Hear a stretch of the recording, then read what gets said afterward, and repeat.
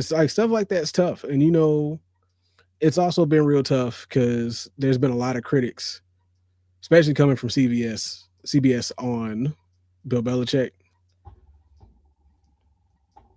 Oh, I'm brother, about to say that's this why I didn't guy wait the first time and stinks. pressed it. But no, I so ain't trying to but no, smash my. CBS is on Belichick's rear end. I ain't gonna lie to you. Did they? So this the title of the article: Tobacco Roadblock: The Bill Belichick Experiment at UNC is an even bigger Tobacco disaster than roadblock? expected. Tobacco Roadblock. Yo, that's out of pocket, bro. So the Belichick Like that's experiment at walking in UNC my is an pocket out even of bigger disaster than expected. Jesus Christ. That's a that's an Like, article. That's an article that leads to you getting raptured. because they even go on to say getting completely dominated when it mattered mostly aptly sums up what the Bill Belichick experiment has been like so far at North Carolina. Amidst all the fanfare and off-field drama, this is a bad football team, a really, really bad football team. Worse, frankly, than even the biggest haters likely expected. Mm, mm. Well, CBS did They not even look go on to say bad. it's not simply that the Tar Heels have already lost 2 games in September, but the way they have done so. TCU absolutely blew them out at home and destroyed a festive environment for the Belichick debut. There was a real buzz on campus ahead of that game, with fans believing the former New England Patriots coach could be the one that finally got UNC football over the hump. Instead, midway through third quarter, in an eventual 48-14 loss, most of the fans had left to spend their Labor Day elsewhere. Mm. It said on Saturday, UCF owned UNC from the jump.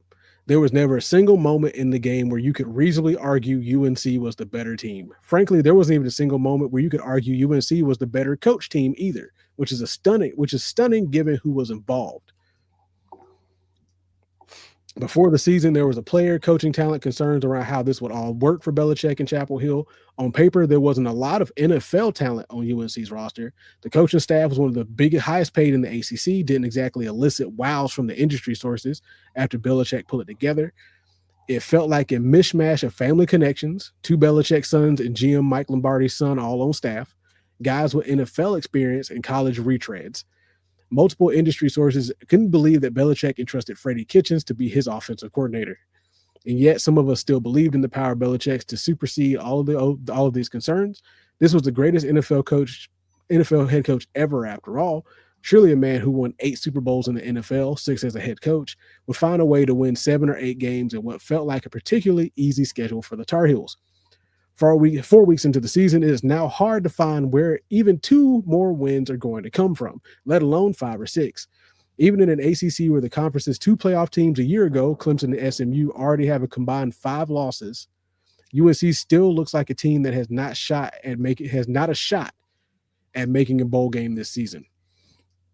And it says, since we currently have a top 20 recruiting class, it's encouraging, but it'll be a fight to hold on to it if the program continues its negative trajectory this season. Belichick and his staff are about to learn a lot about negative recruiting at his age, and questions about how long he'll stick around will get louder and louder on the recruiting trail. There isn't a long rebuild runway here, so UNC will have to be even more aggressive in the transfer portal than it was a year ago when it was still figuring things out. And like Woo! the last thing they pointed out is like there's always a risk that a man who had never coached a college football would struggle adjusting to the game. There were questions from the beginning on why he even was doing this. Those questions feel even more pertinent now after watching Scott Frost and UCF crush a hapless Belichick and his UNC team. It's bizarre watching Okay, Belichick scroll the college they using sideline. they using the disrespectful adjectives. Listen, hapless. It's bizarre watching Belichick scroll the college sideline. It's even more bizarre that he's been so bad at it so far. You have to wonder if Belichick has any regrets already after agreeing to do this in the first place. The schadenfreude around Belichick's latest failure is palpable, though it's still premature to label UNC Belichick's hire as a failure. It generated a buzz around North Carolina football like unlike anything it had ever experienced before. The problem now is that buzz is all for the wrong reasons. I mean, I feel like it's been all for the wrong reasons the moment after the announcement. No, 'Cause think about I because think think it was about for the the right first few reasons. months. The first few months, every week we was hearing something about something not related to UNC football. No, I think the buzz that was generated about the football I was right when it first started. That's The what I'm saying. off-field drama, the drama buzz was for the wrong reasons. But that's what I'm saying. But Outside of the